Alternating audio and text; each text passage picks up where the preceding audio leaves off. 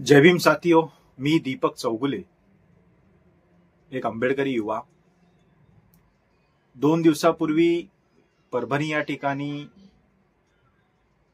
जी निंदनीय घटना घडली त्याचा जाहीर निषेध आपण करणं गरजेचं आहे।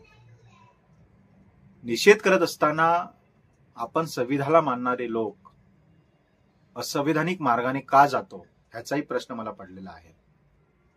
मित्रो, 2018 भीमा कोरेगाव प्रकरण ताजा आहे। ताजा याच्यासाठी मी म्हणतो कारण त्या भीमा कोरेगाव प्रकरणामध्ये ज्या प्रकारे दंगल उसळली आणि त्या दंगलीमध्ये जो युवा वर्ग देशभर म्हणजे राज्यामध्ये अनेक जिल्ह्यांमध्ये बाहेर पडला, आंदोलनं केली, रस्ते बंद केले, शासकीय कामामध्ये त्यांनी अडथळा निर्माण केला, अशा प्रकारची कलमं लावून आपल्या आंबेडकरी युवांचं करिअर उद्ध्वस्त केलेलं आहे। आणि हे आपल्या नजरेसमोर असताना आपण पुन्हा पुन्हा या जातीयवादी व्यवस्थेच्या षडयंत्रामध्ये का फसतोय यावर विचार करणं गरजेचं आहे। त्यामुळे परभणीचं जे प्रकरण आहे हे प्रस्थापितांनी एक आखलेली चाल होती की काय ह्याचा आपण तपास केला पाहिजे आणि त्यानंतर आपण प्रतिक्रिया दिली पाहिजे। विश्वरत्न महामानव डॉक्टर बाबासाहेब आंबेडकरांनी ज्यावेळेस लढा उभारला त्यावेळेस त्यांच्या लढ्यामध्ये तुम्हाला कधीही हिंसक प्रकारे कोणतं आंदोलन झालं असं निदर्शनास किंवा वाचण्यात आलं नसेल। मग ह्या सध्या 21व्या शतकामध्ये का म्हणून हे सगळं प्रकरण आपण समाजासमोर घेऊन येतोय याचा विचार करणं गरजेचं आहे। मित्र, 6 डिसेंबर 2 दिवसापूर्वी झाला। ह्या 6 डिसेंबरला शिवाजी पार्कच्या मीराताई ठाकरे जो पुतळा आहे त्याच्या समोर काही 4-5 मुलं मुली आणि भीमा कोरेगाव दंगलीमध्ये जे काही युवा आजही कायद्याच्या कचाटीमध्ये अडकलेले आहेत त्यांचे कुटुंब त्या शिवाजी पार्क या ठिकाणी महामानव डॉक्टर बाबासाहेब आंबेडकर यांना अभिवादन करण्यासाठी आलेल्या अनुयायांकडे आपल्या मुलांसाठी मदतीची अपील करत होते।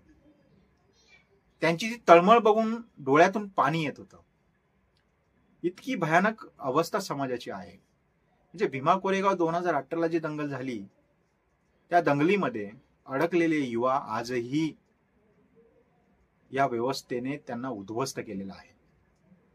त्याच्यामुळे परभणीमध्ये पुन्हा एकदा आपल्या युवकांना ही व्यवस्था उद्ध्वस्त करण्याच्या तयारीत आहे।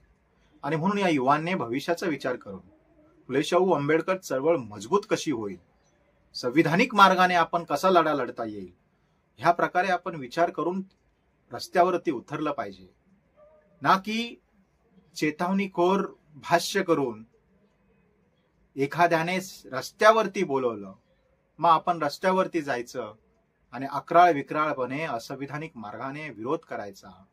हे काही संविधानाला साजेसं काम नाहीये किंवा महामानव डॉक्टर बाबासाहेब आंबेडकरांच्या ह्या विचारशैलीमध्ये अशा पद्धतीचं वर्तणूक कदापि सहन मला वाटतं होणार नाही। हो, आजपर्यंत बाबासाहेबांच्या देशभर लाखो मूर्त्या तोडल्या गेल्या, परंतु त्यामुळे काय बाबासाहेबांवरती आपलं काय प्रेम कमी पडलं, कमी झालं का बाबासाहेबांचे विचार मिटले?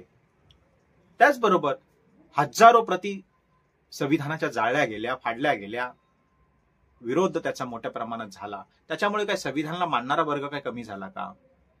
संविधानाप्रती काय भावना कोणाच्या कमी झाल्या का? त्यामुळे आपण ह्या सगळ्या गोष्टीचा विचार ठेवला पाहिजे आणि म्हणून भविष्याचा विचार करावा। अनेक पिढ्या आपल्या उद्ध्वस्त झालेल्या आहेत। भविष्यामध्ये आपल्या पिढ्या सुधारायच्या असतील तर आत्ताच्या आंबेडकरी चळवळीतील युवकांनी भविष्याचा मार्ग कशाप्रमाणे सुखकर होईल याच्यावरच विचार केला पाहिजे आणि त्यानुसार चाल चालली पाहिजे। धन्यवाद। जय भीम।